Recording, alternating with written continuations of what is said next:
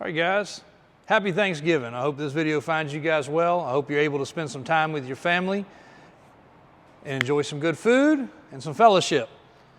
By the time this video drops, this truck, unfortunately, I believe, is going to be spoken for. We'll put it in the comments, but we're getting some videos accomplished ahead of time and trying to get them loaded and edited so that you guys can enjoy them on Thanksgiving. And as you can see in the building here, it is thinned out. We do still have the K5 White Blazer, the Holy Grail slash should have been called Survivor, the purple truck, the Suburban, and that's really about it. We're going to capture a little bit of stuff on the crew cabs. I don't know if that's going to post before or after, but we do have a couple crew cabs.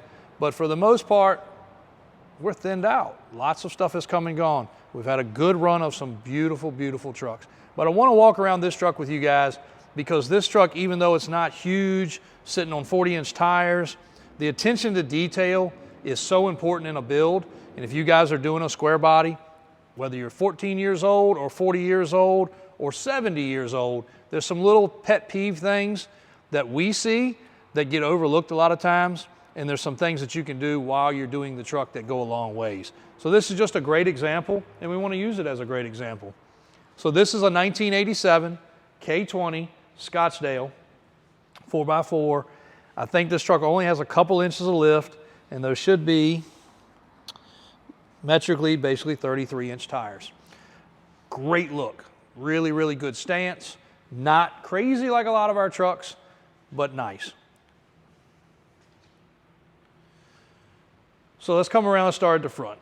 So of course, this truck is not the double headlight system. It's also not the 89 to 91 front end, which it could be.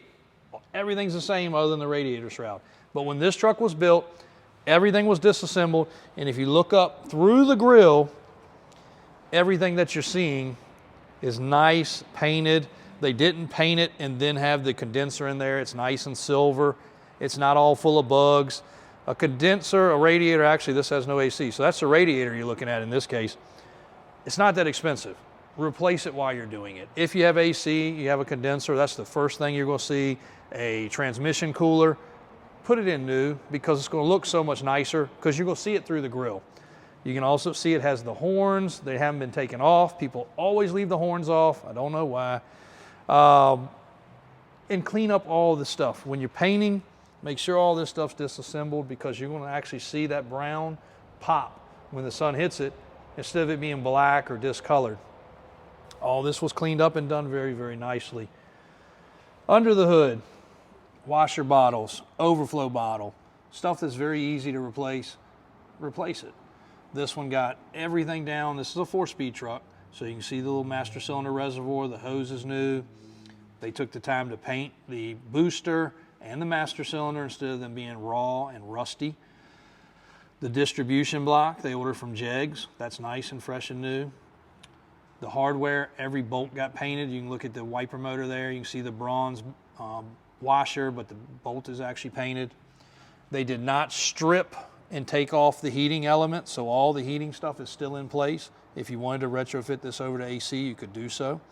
The hoses used are actual proper heater hoses, as you can see. The vacuum hose here that goes to the catch can actually goes to the catch can properly, which is really, really nice. Now again, no AC, so you got one less component here, but they used a serpentine belt system. Everything's color matched. They were having a black theme, obviously, so it's not polished. Really nice little breather cap, embroidered valve covers. This truck has Brodax heads. It doesn't look like it's got a bunch of power, but it actually puts out a pretty decent amount of power. Nice hose clamps that are not just off the shelf basic ones. These are stainless. Everything's zip tied together real nice and clean. It even has a billet bracket right here on the hoses, keeping them in line, several of them actually, using the factory clamp on the inner fender well. Proper type receiving clamps for catching the bolts here, even though the inner fender wells have been out, they put that back proper. Really nice, clean place to mount an MSD box or an ignition box with the coil right beside it. Color matched air filter. Just little attentions to details that go so far. Serpentine belt, why is that a big deal? You can get a factory serpentine belt system off a newer Chevrolet if you don't want to spend the money for an aftermarket. But V-belts sling off. If you don't have them perfectly aligned, they're going to sling off. Another nice thing, you can see it has probably a flaming river joint there on the steering, coming down to a nice fresh rag joint. The brake hoses are also in their proper clamp down there. And we need to detail this truck. It's a little dirty, but the way things were done, you can see the cleanliness. You can see the fuel regulator, fuel pressure regulator here, lines coming in, return line going back out, proper like it's supposed to be. The frame is super clean. You know, nothing not done properly on this truck as far as that goes. The paint finish was done very well. It was probably panel painted apart, but I don't know. We didn't do the paint work. But if you look underneath, the hardware, even like mounting the bolts for the bumper there coming through, nice stainless bolts, nice zinc hardware on the bolts for the shocks. Springs were painted.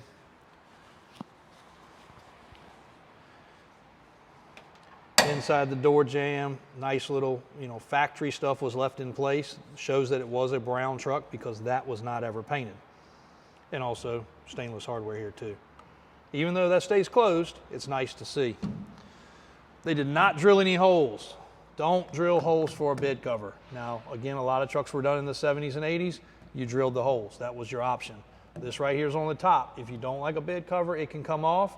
And I can almost assure you it will not leave any marks because I can feel it's got the little foam underneath of it. Spray and bed liner. Blazer style rear bumper. If you don't want a step bumper, the Blazer style finishes it out real clean. Factory style tail lights. Some people will opt for aftermarket like that one there has. But you got to be a huge fan of that. So nice factory tail lights. You can put LED bulbs in them, but nice factory taillights go a long ways. Now on this truck, catch up underneath there, AJ, the attention to detail goes crazy here, but you can see they actually painted the diff cover with basically like a bed liner material just to break it up. Everything on the axles is gloss. Everything on the brakes is gloss. If you zoom in on that housing there, you can see the bronze bolts coming through, the stainless U-bolts, the exhaust. Catch it that way, looking that way. The exhaust is crazy. Polished at the end, all nice and neat. Exhaust is one of the most afterthought things, but also one of the quickest to mess up on, and it's usually one of the last stages, so people do that and then say, I just want to get it running and drive it, I'll do it later, and never do. We take off so much exhaust and change to new exhaust. Thankfully, we have a great exhaust shop we deal with. But you're doing it, go ahead and take a few extra days if you have to get it to the exhaust shop and do that right. That exhaust right there is so impressive to us. This is on Mickey Thompson classic wheels, but they even took the time just to do the 4x4 sticker, which is proper of the 80s for the factory rally wheel center cap. It's got a sliding rear window. If you ever see one of our trucks that has a solid window and you want a slider, we can still put sliders in. We do have a glass company, or we can do it ourselves, but we typically have our glass company come and do it so they can get the gasket back right, everything proper. If you're painting the truck, try to leave this stuff in place. It's a pain to tape around, it's a pain to deal with, but if you're painting the truck, try to leave your decals in place because this is one of the identification marks for a vehicle. We all know it's also in the dash, but this is super important. And you can see the door jambs on this truck. I don't think the inside of this truck was painted, just the exterior. Moving inside, LED dome lights. You guys know I'm a pet peeve about that. If you leave your lights on, it's going to always still start. LED lights do not burn enough voltage to be a problem. LED dome lights for the floor, LED dome lights for the dome light. This truck has a really nice instrument cluster. It is a tilt steering wheel. It is a Scottsdale, so it's not a Silverado, it's not as equipped, but you can see the dash is super cleanly laid in there, no cracks, nothing. The door panels themselves, excellent shape. This here, the armrest is not loose like normal. The belts and all are put into place where they're supposed to be. And again, I'm speaking from experience. When I was younger, I still have my 74 Chevy. It took forever before I even put seat belts in it. I know that's right, not right, but it took forever, and they were green or blue. They were the wrong color for the truck. So putting the stuff in it and doing it while it's apart saves you the time from having to go back. I can make a list of things that I rushed and over the years have gone back and done, but if you can take the time and be patient, it goes a long ways. And I know patience is hard, especially a project like this. This was probably a 4, 5, 6 year project if everything went as planned. You can't do it but so fast, especially when you talk upholstery, body and paint, lift kit, undercarriage, cleanliness, trim, things such as that. Now again, this is a 4-speed truck, no AC, because a Scottsdale, a Silverado would have been a little better choice to use. The steering column is going to have to be tightened up. It is, well, it's not as bad right here, but it does have some play if you really pull on it hard. So we'll have to adjust and tighten that up. That's typically from pulling your way in it. Another plug for the Davis off-road steps. They definitely save the day. Take the time when everything's finished to adjust it. Adjust the doors. That way they close like that truck just did. You don't have to slam it 5 times. Your body lines are right. The body's not touching right here. The gaps look good here. Just little things like that. And again, not all the trucks can be this way. We get them in all the time that aren't this way. I'm just trying to show you guys an example of a clean build. If you're in the middle of a build, sway bar bushings. If you're not doing a lift kit, spring bushings or replacement springs. Things like that are going to make it drive tremendously better. If you look under the front of this truck, the steering stabilizer shock, the front differential cover, all of that stuff is also just as clean because it was fully disassembled when it was done. The backing plates were painted, the steering linkages were painted. You just catch it right there so you can see back that way, AJ. You can see the headers, you can see the way the exhaust was run, the cross member. Just really impressive attention to detail. So again, guys, hope this video finds you well. We did one on this Bronco. It's kind of the same way. If you're a Ford guy, same way. Lots of attention to detail, very clean build, lots of little nuts and bolts and little things that you guys can do.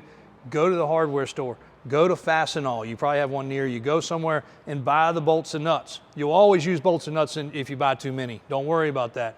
Just take the time to do it. If you can put a zinc, if you can put a stainless, anywhere you can put a button head bolt, an Allen head bolt, while you're doing it, use a fresh bolt. As long as it's the right size, it's the right way to do it. So really appreciate it, guys. I really hope you're having a great Thanksgiving. We wanted to save this one again. If it's not sold, if it's not paid for at that point, we'll definitely put it in the comments because this was a great truck. But we snuck a little video out. Now, one more thing, locking hubs, not a huge expense.